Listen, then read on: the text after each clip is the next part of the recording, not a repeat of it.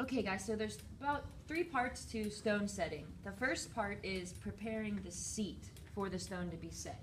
So depending on what you're making, you can either set your stone directly on your piece of metal. I'm going to borrow these.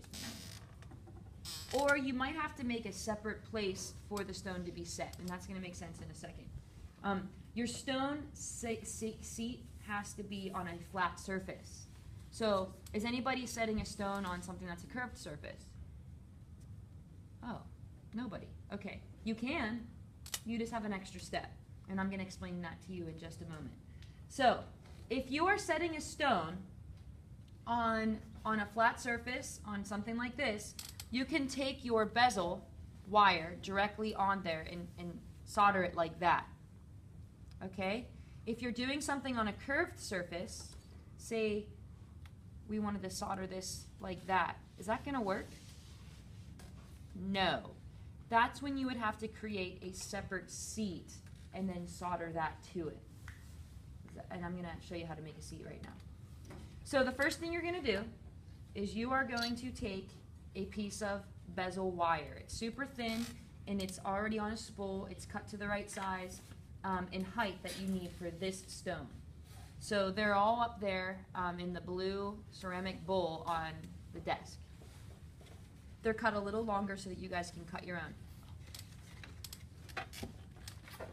Okay, so when you take your stone and you have this, the first thing you're going to do is you are going to anneal it.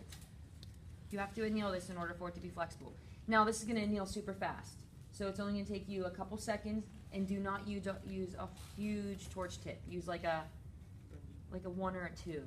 Alright, it's going to heat up really fast. So then once you have it annealed, which I've already done for you, you're going to take your stone, everybody gets one of these, and then you're going to kind of bend it around, and I'm going to try to show you guys this. And when I'm bending it, I'm just using my thumbs and my fingers, but if you're having a hard time, let me know. There's a few tricks that you can do with pliers. So once I get it around there, my goal is to get it as tight as I can around the stone, okay? And then once I feel like I've got that, I can cut through both of these pieces at the same time. And what that gives me is an even cut so that I can solder this. Now, sometimes it could be a little bit off. I'm going to double check because I feel like it's a little too big. So now I'm going to push it over, and yeah, I can cut a little bit more off. Can you see that one? So I'm going to cut a little bit more off where it lines up. Can you guys see that? See how there's like a little overlap? I'm removing the overlap.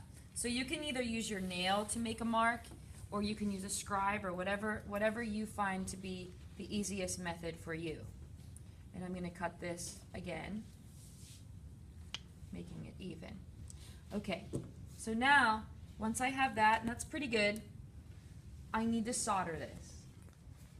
What solder seam technique